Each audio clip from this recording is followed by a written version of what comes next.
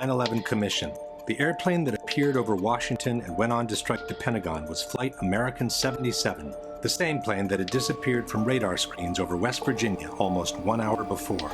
But they never provided any evidence of that. As we have seen, the flight data recorder's serial number that could have identified the airplane was never released.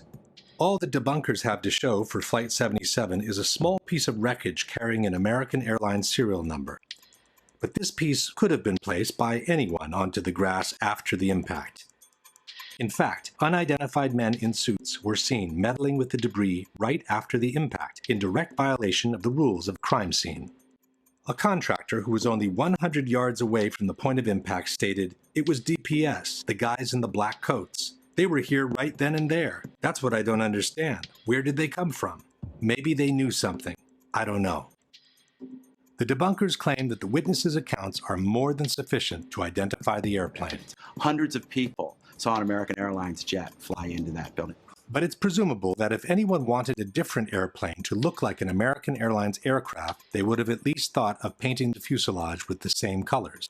The majority of witnesses recall seeing a large airliner, but there are also witnesses who describe a much smaller, executive-like airplane. I was just casually looking out the corner, out of the window. In the corner of my eye, I saw what looked to be maybe a 20-passenger corporate jet, no markings on the side. From my office, I was able to see a white jet, like a Gulfstream type commuter jet, I guess. Omar, you say this was a smaller plane, 10 to 15 passengers maybe? No es muy grande. No es muy grande. It's not like too big, it's just... tú sabes los aviones comerciales. It's like business... like a business jet. It looked like a commuter plane, two engines come down from the south, real low, proceed right on and crashed right into the Pentagon. And are you fairly sure that it was what we sometimes describe and recognize as a small commuter plane?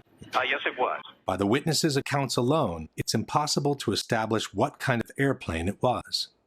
As the plane clipped 5 light poles before striking the Pentagon, the debunkers maintain that the distance between the light poles indicates a corridor wide enough that only a large airliner could have created it. Ce qu'on peut voir justement, c'est que l'avion en arrivant a tombé 5 pylônes qui étaient sur sa trajectoire, et ces pylônes étaient espacés de 25 mètres. Troviamo alcuni lampioni abbattuti, 5 lampioni. Tutti insieme fanno una fascia larga 26 metri. Facciamo finta di ipotizzare che non sappiamo che si tratti di un aereo. Sappiamo che c'è qualche cosa largo 26 metri che è passato di lì. 26 meters is roughly 85 feet, but the wingspan of a 757 is 124 feet, which means any airplane with an 85-foot wingspan could have downed those light poles. It didn't need to be a 757. In fact, with a 100-ton airliner hitting a reinforced concrete building like the Pentagon, one would expect to find a situation similar to this. What immediately stood out instead was the absence of large, identifiable pieces of debris which are usually found after the crash of an airliner. Bob Pugh was the first professional cinematographer to arrive on site. No one was in control of the area. I had free reign. And there's a lot of debris in the foreground of those videos. Again, very small pieces. I mean, I'm standing on pieces, a dinner plate or smaller in size. All the while, I'm looking for wreckage, and I can't find a piece of anything that I recognize. I can't see the tail. I can't see the wheels. I can't see the engines. There's no chairs. There's no luggage. According to the debunkers, there are no large pieces of debris on the lawn because most of the airplane ended up inside the building. Quindi gran parte dei frammenti dell'aereo non sono fuori perché l'aereo è entrato nell'edificio. Purdue University has produced a detailed computer animation illustrating the official version of the event. We had the plans for the Pentagon, all the details, right down to the last reinforcing bar. The speed of the airplane and the direction from which came was given to us by the Transport Safety Institute. According to the official version, the plane approached in a low trajectory, clipping 5 light poles from the nearby intersection. Slightly tilted to the left, it hit a trailer parked outside the building with the bottom of the right wing, and then impacted the facade at an angle of 42 degrees. Most of the plane penetrated the facade and proceeded inside the building on a diagonal course, causing destruction as it was being destroyed. The fuselage pierced through the outer wall of the C-ring, producing this round-shaped exit hole 10 to 12 feet wide. There are, however, many problems with this version of the events.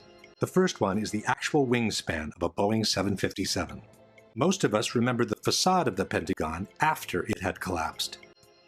But before it collapsed, right after the impact, this is what the building looked like.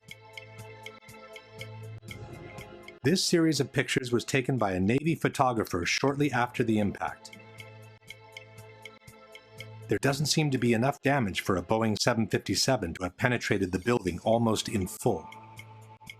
Using the best part from each image, a digital expert has created this composite picture, which has become the universal tool of reference for anyone involved in the debate. The composite picture shows an almost continuous opening at ground level, about 90 feet wide. The damage extends to the second floor, with an entry hole about 15 feet wide. This is enough, maintain the debunkers, to have accommodated most of the plane inside the building. Effectivement, on peut se demander où est-il passé. Et puis, si on prend des photos qui ont été prises à des instants différents et qui justement, par un assemblage, ont permis de montrer les dégâts qui étaient réellement visibles sur la façade, et là on voit clairement que tout le rez-de-chaussée a été anéanti sur une longueur de 30 mètres, et puis au milieu, bien sûr, vous avez le trou de la carlingue. That gash in the E-ring was about 90 feet across. The wingspan of the plane was about 124 and change. That punched the hole into the building. It is true, the wingspan of a 757 is 124 feet, but the debunkers forget that the plane came in at a 42-degree angle, which makes the projected wingspan on the facade 160 feet wide. That's almost twice the 90-foot existing gash. As shown in this animation, the left wing should have also destroyed these two windows to the left of the opening. But the whole segment to the left of the opening doesn't seem to have been hit by a wing traveling at 500 miles per hour.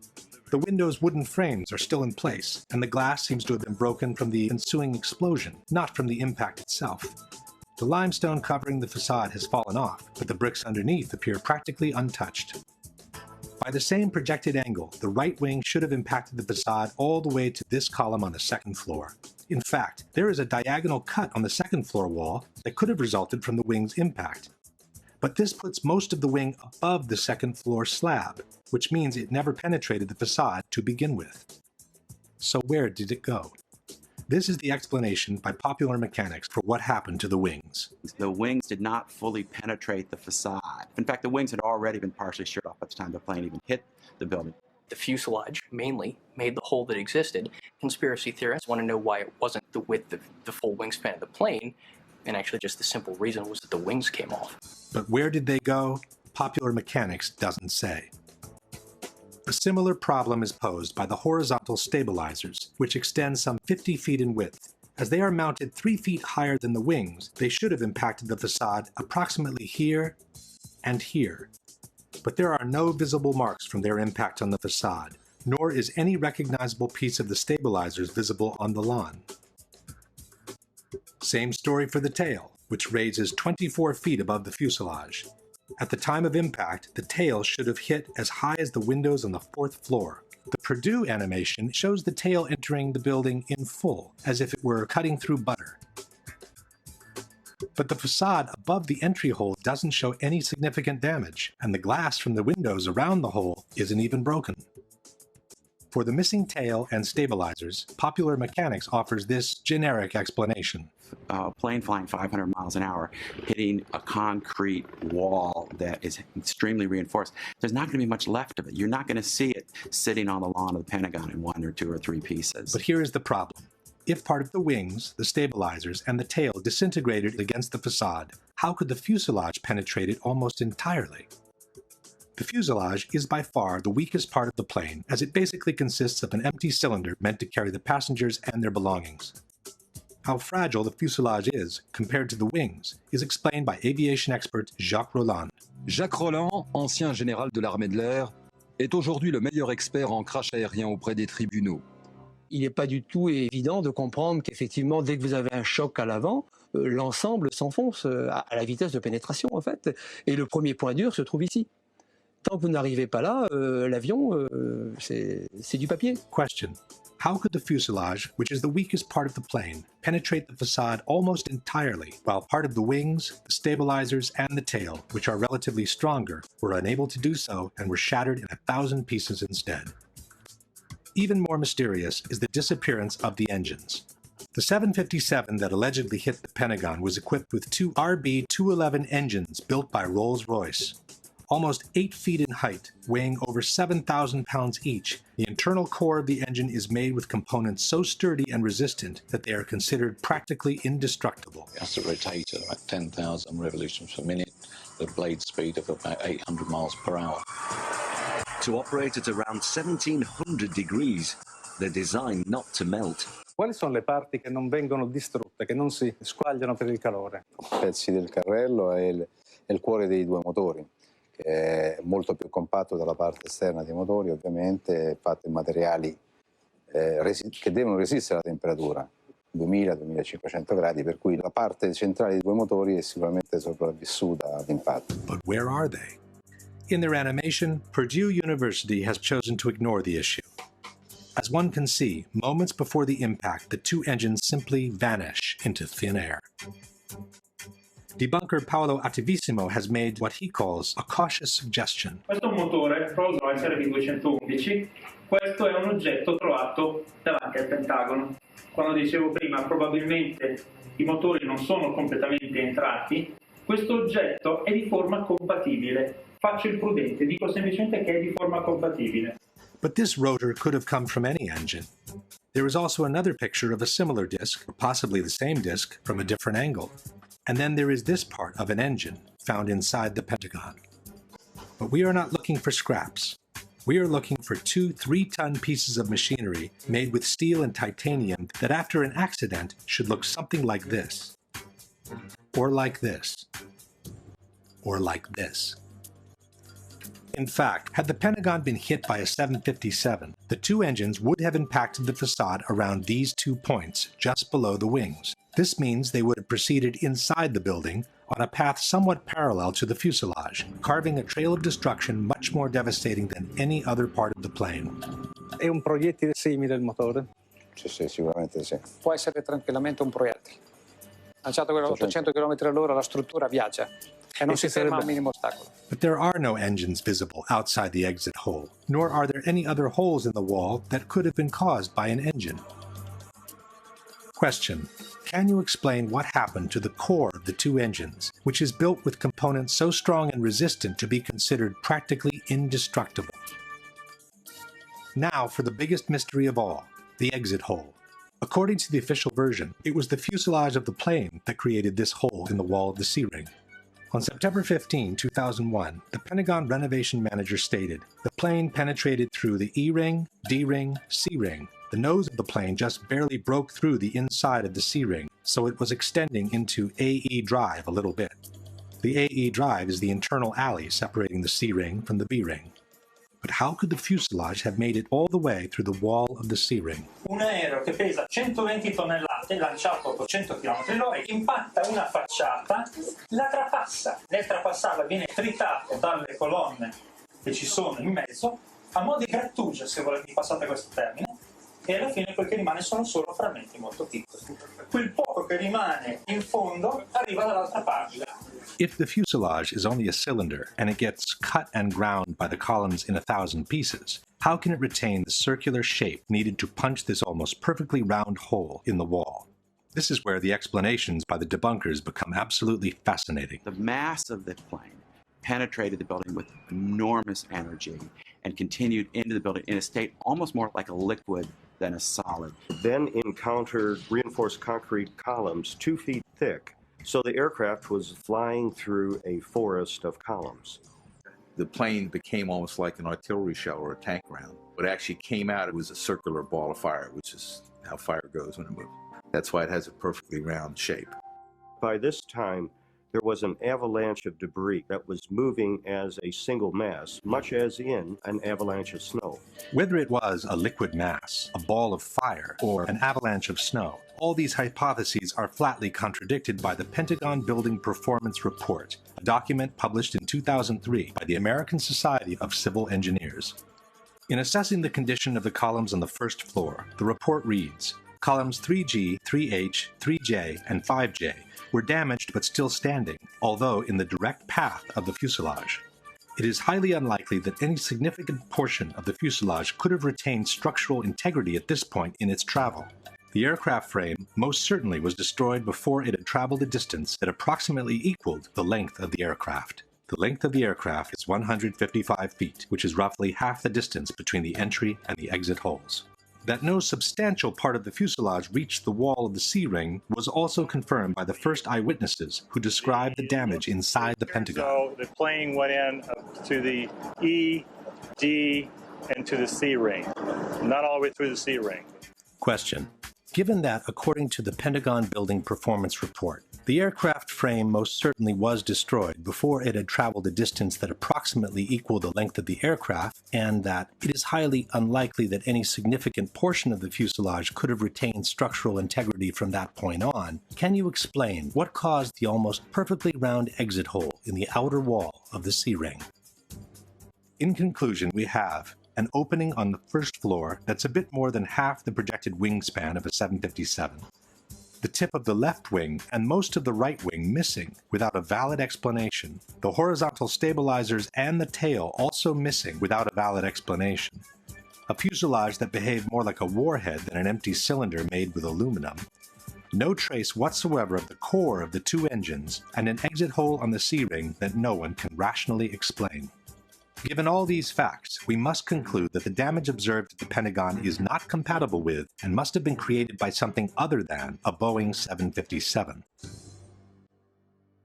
The mystery of what hit the Pentagon could have been easily solved if the FBI had released the videos from dozens of surveillance cameras that are placed all around the impact zone. Yeah, there were a lot of cameras around the Pentagon. If you look at the Pentagon, you can see that there's cameras on each corner. There's cameras at some of the businesses around the Pentagon. And we know in those cases, the tapes were confiscated immediately by the FBI within hours of the event. When a Freedom of Information Act requesting all the videos covering the impact zone was filed, the FBI agent in charge of the tapes responded, "The FBI possessed 85 videotapes that might be potentially responsive to plaintiff's FOIA request. But," concluded the agent, "I determined that only one videotape showed the impact of Flight 77 into the Pentagon on September 11, 2001. This is the tape we have all seen many, many times." The FBI could have released all the videos anyway, just to allow the public to see by themselves what was actually shown in each of them. But for some reason, they preferred to keep them under wraps. I've filmed before down at the Pentagon before 9/11. There's got to be at least 100 video cameras ringing that building, in the trees, everywhere. They've got that plane coming in with 100 angles. I want to see the video. I want to see 100 videos that exist of this. Why don't they want us to see that plane coming into the building? Not only has this question never been answered, but an in-depth analysis of the only footage of the impact ever released contains a dramatic surprise. Initially, the DoD released these 5 frames taken from a Pentagon parking security camera. Later on, in 2006, the DoD released the entire sequence from which the 5 frames had been extracted. The time-lapse sequence runs at approximately 1 frame per second, and it shows the moments leading up to the impact, the large explosion, and the billowing fire that ensued. Unfortunately, the video does not show the airplane in transit. All we can see in the frame preceding the explosion is what appears to be the tail of an airplane followed by a trail of white smoke. But the body of the plane remains covered by this concrete column standing in the foreground. The Department of Defense also released a second video, taken by a different camera from the same parking lot. The second camera was actually located in the very column that obscured the view of the plane in the first video. This aerial shot of the Pentagon shows the actual location of the 2 cameras. The second camera faces in the same direction as the first, and it offers a clear, unobstructed view of the same field of action. By using the moment of the explosion, we can synchronize the 2 cameras with absolute frame-by-frame accuracy. By synchronizing the 2 cameras, we notice that the second video begins earlier than the first, while the first lasts longer than the second. This leaves us with a middle comment section of about 100 frames, which are perfectly synchronized with each other. From the moment the police car moves on, the action proceeds in an identical manner both in the frames preceding the explosion and in those following the explosion. Especially in the second part of the videos, after the explosion, we can verify how each couple of frames depicts exactly the same action by looking at the shape of the billowing smoke. This confirms that the two cameras were operating in perfect synchronization. This is only to be expected. After all, the two cameras were controlled by a centralized recording system called multiplexer, or TLR. There is, however, one pair of frames from the two videos that shows a completely different action from one another. They happen to be the two frames in which the plane travels across the lawn. It's frame 23 in the relative count. As the first video showed the tail and the trail of smoke, we would expect the second camera placed in this concrete column to show the entire body of the plane in the same position.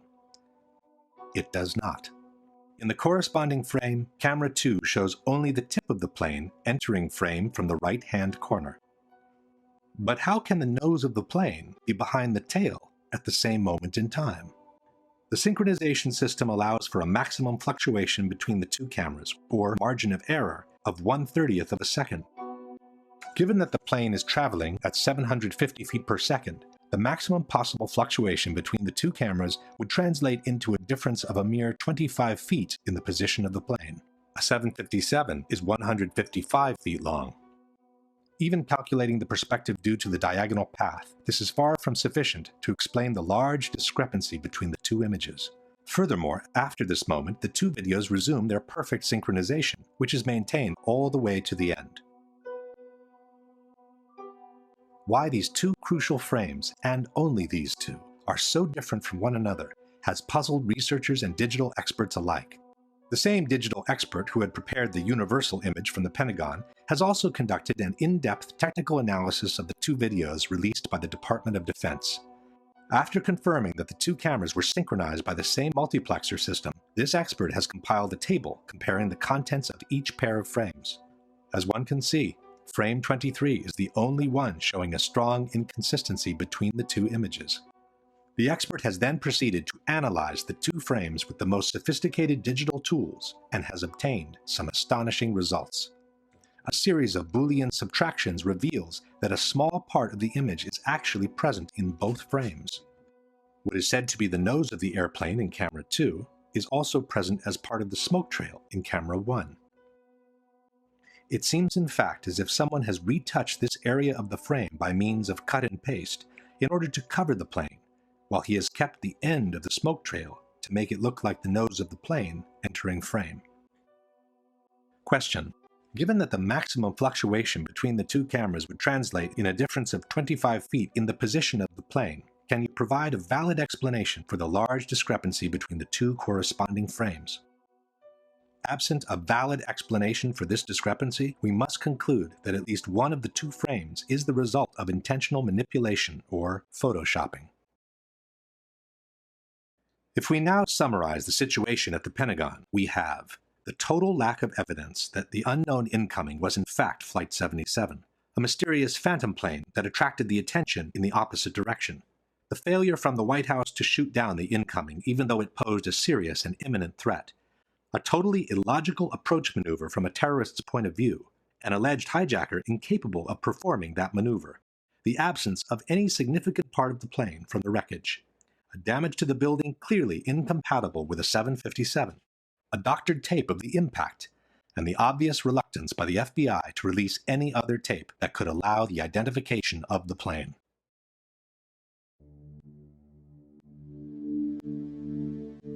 The whole issue of Flight 93 basically boils down to one question. If you just happened to drive by and someone told you that a Boeing 757 has just crashed into this hole and most of the 100-ton airliner is now buried under the ground, would you believe it or not?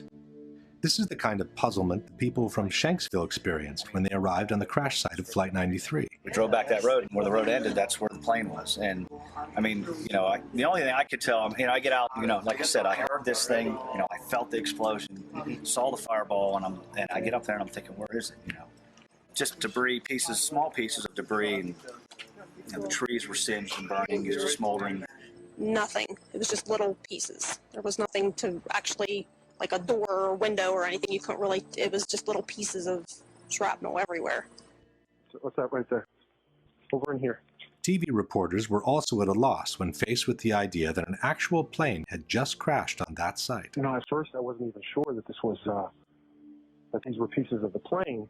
They're so small, and it's indistinguishable. You can't tell whether it's a piece of the fuselage or a piece of the seats. You don't know what it is. Chris Kanicki, he's a photographer. He was back there just a couple of minutes ago, and Chris, I've seen the pictures. It looks like there's nothing there except for a hole in the ground.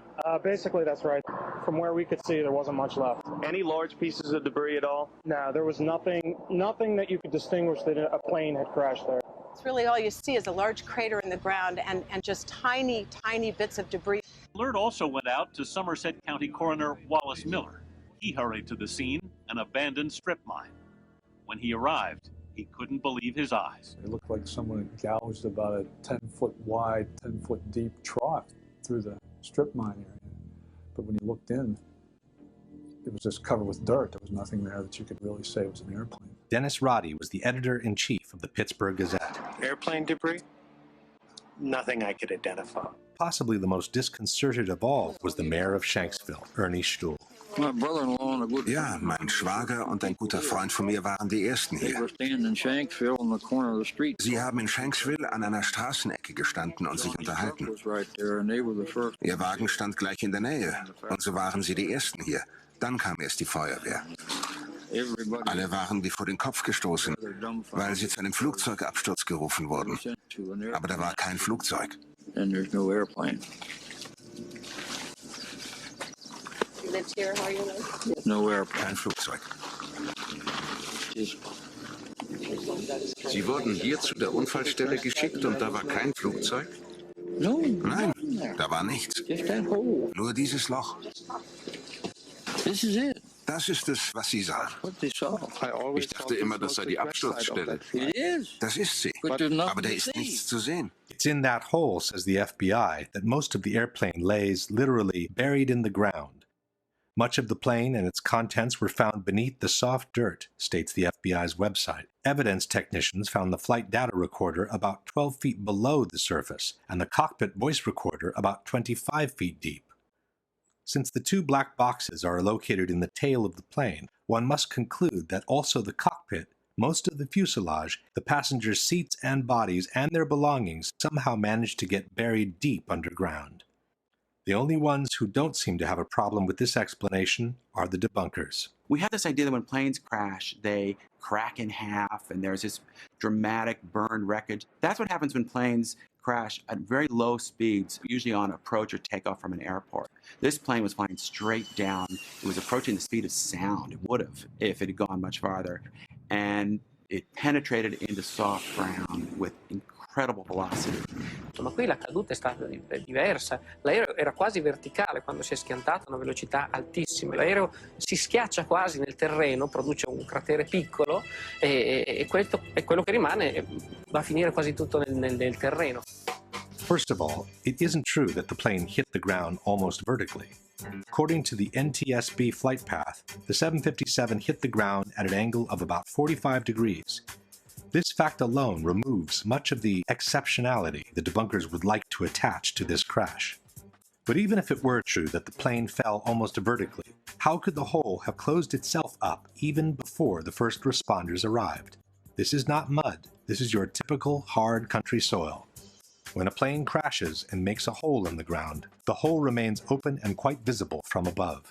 This, for example, is the crater caused by Flight Pan Am 103 when it crashed in Lockerbie, Scotland in 1988. It's true that the 747, the plane that crashed in Lockerbie, is larger than a 757, but it's also true that the Pan Am flight broke up in mid-air due to an explosion and that only part of the plane caused the crater seen in the photographs. Let's compare the size of the Lockerbie crater, several blocks wide, with the one in Shanksville, several feet wide. This is the size of a human being next to the Lockerbie crater. This is the size of a human being next to the Shanksville crater. These are people looking down into the Lockerbie crater. These are people standing by the Shanksville crater after the accident. Compare the size of a car with the Lockerbie crater and the size of a small truck with the crater in Shanksville. This is the largest chunk of the Pan Am flight that was found near Lockerbie.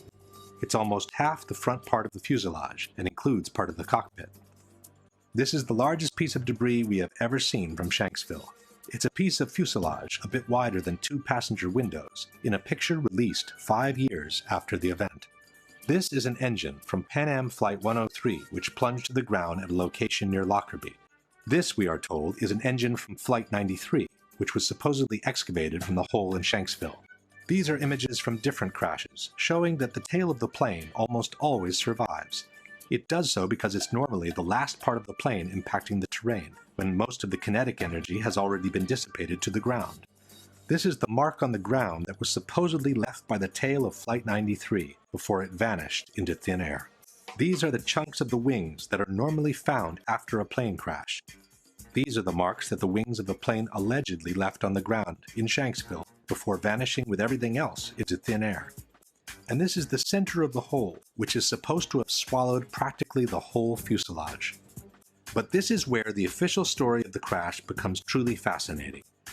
According to the FBI, after 2 weeks of excavation in Shanksville, 95% of the plane had been recovered. A Boeing 757 weighs roughly 100 tons.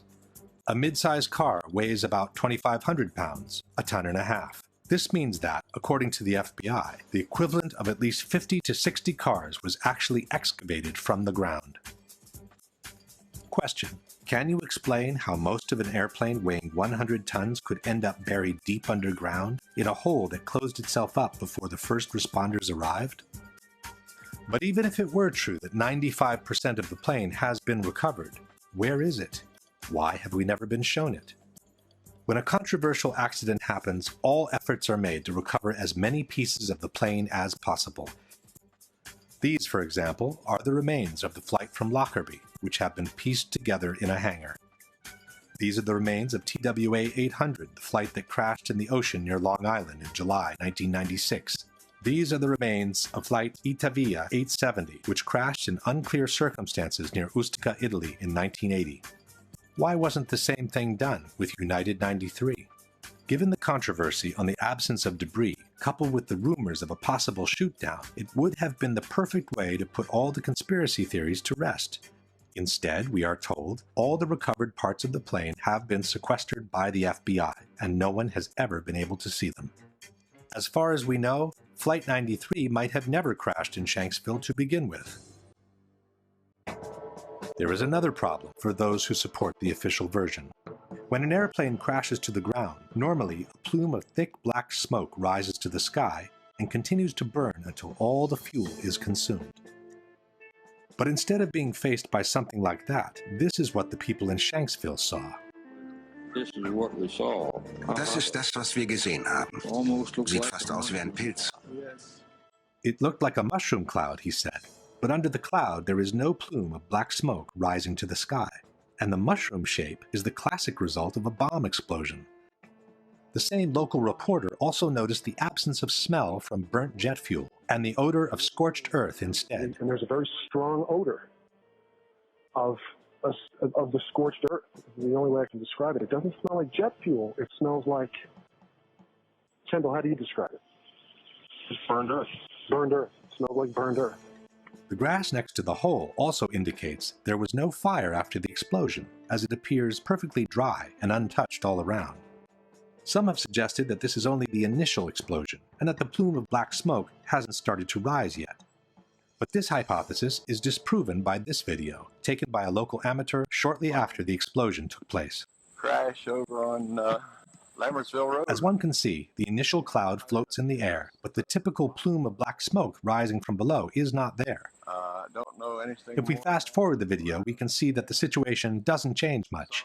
After more than 1 minute, the initial cloud is still there, but there is no black smoke whatsoever rising from below. Question: since the plane was carrying 8,000 to 10,000 gallons of fuel at the time of impact, can you explain why there is no plume of black smoke rising from the ground after the initial explosion? But the toughest problem for the supporters of the official version is to explain how different parts of debris could end up several miles away from the crash site, even though the plane is supposed to have hit the ground in one piece. William Bunch was a reporter for the Pittsburgh Gazette. I gathered all the information I could and quickly learned that there were a lot of things about the crash of Flight 93 that didn't really add up right away.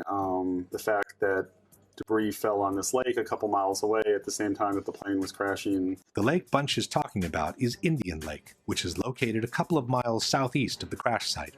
According to the debunkers, there is a valid explanation for the debris found in the lake. Perché quello che le dice di pezzi trovati chissà dove sono arrivati a Indian Lake, che è a 1600 metri di distanza. Sono stati trovati pezzettini di carta che sono volati perché c'è vento. First of all, it's not true that there was wind on that day. As the images show, there was only a light breeze gently moving the air all around. The very cloud from the explosion, as we have seen before, practically didn't move for over 1 minute. Secondly, it wasn't just small pieces of paper that were found. From the Pittsburgh Tribune we read, "By Wednesday morning, crash debris began washing ashore at the marina. Witness John Flegel said there was something that looked like a rib bone amid pieces of seats, small chunks of melted plastic, and checks." In any case, the problem is not limited to Indian Lake, which is 2 miles away from the crash site. Debris from the plane was found as far as 8 miles away, near New Baltimore. This is the map of the debris field published by the Pittsburgh Tribune. CNN also reported the secondary field, confirming that the debris belonged to Flight 93.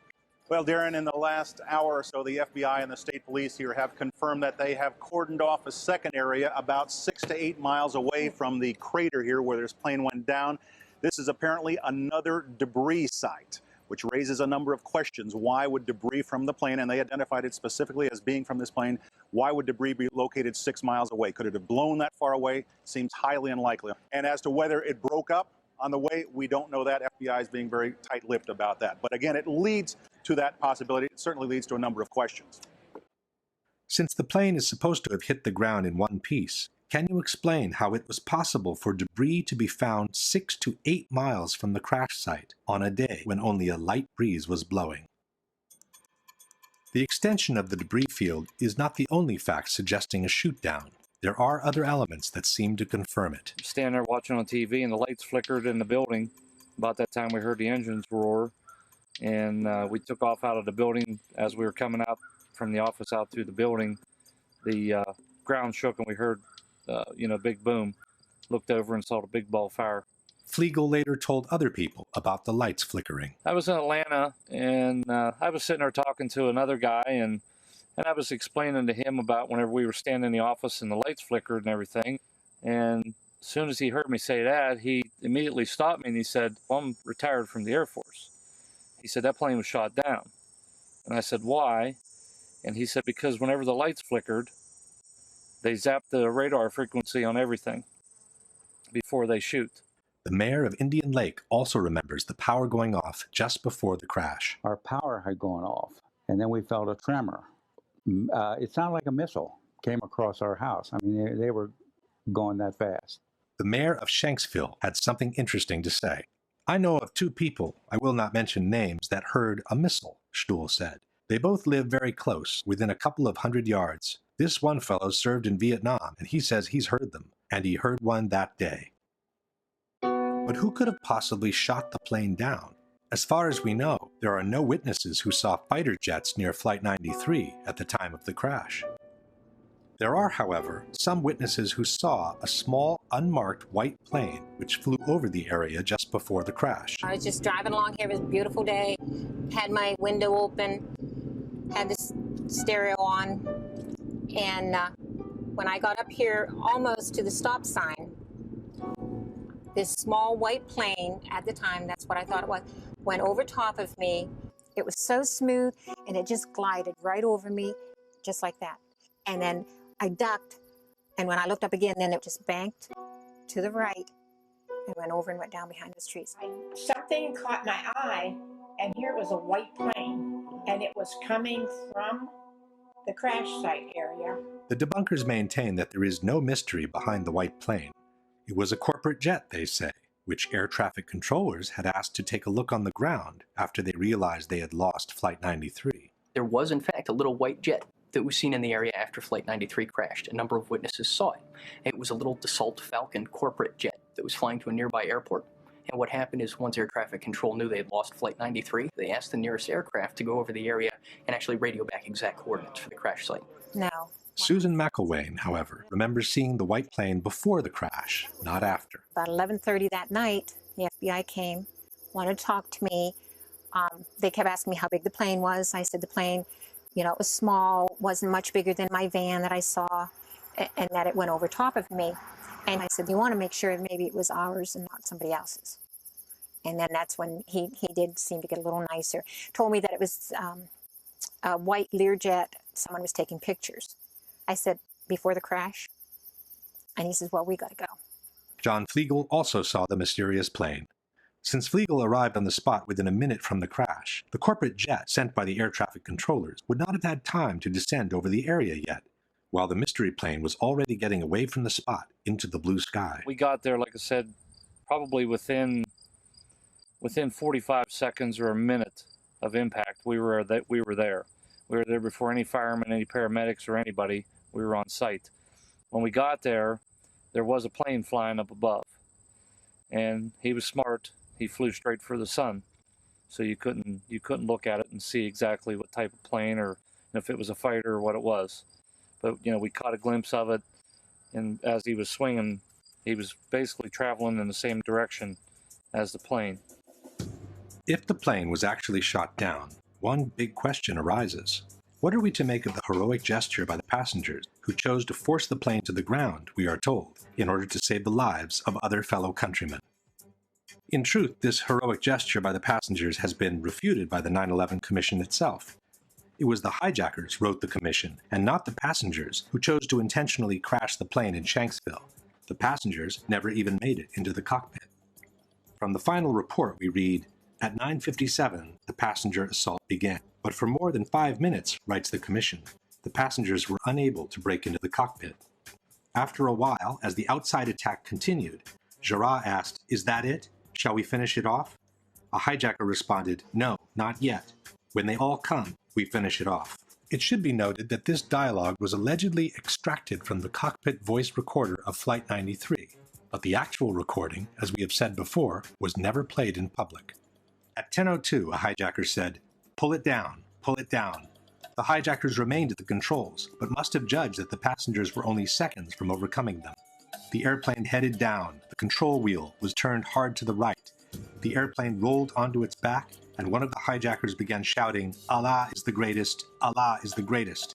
With the sound of the passenger counterattack continuing, the aircraft plowed into an empty field in Shanksville, Pennsylvania at 580 miles per hour, about 20 minutes flight time from Washington, D.C. Jarrah's objective, concludes the Commission, was to crash the airliner into symbols of the American Republic, the Capitol, or the White House. Question. Given that they were only 20 minutes away from Washington, and for almost 6 minutes the passengers had been unable to enter the cockpit, why didn't the hijackers continue flying towards the Capitol? And even if they thought they couldn't make it to Washington, why didn't they try to crash the plane onto a small town nearby? Why crash the plane in an empty field where they knew they could not kill any more victims than those that were already on the plane with them? Maybe a less fictional explanation for Flight 93 is the one offered by Vernon Gross, author and former NTSB investigator. The role the government plays in times of stress, how they view the public. Can the public stand the truth? Or shouldn't we need a legend at this point. We need a really neat story of reacting against such a dastardly act as was happening. So it's really nice and convenient to think of the Beamer story, let's roll. And that becomes just like the Alamo. And it's just one of those legends. And I think there'll be a lot of pressure to let the legend stay where it is. If we now summarize Flight 93, we have no proof whatsoever that the terrorists boarded the plane, nor that they were ever in the cockpit. An alleged hijacker who could not have flown an airliner in the way that Flight 93 was flown. A false, concurrent hijacking that called the attention away from the real one. No proof whatsoever that Flight 93 crashed in the field near Shanksville.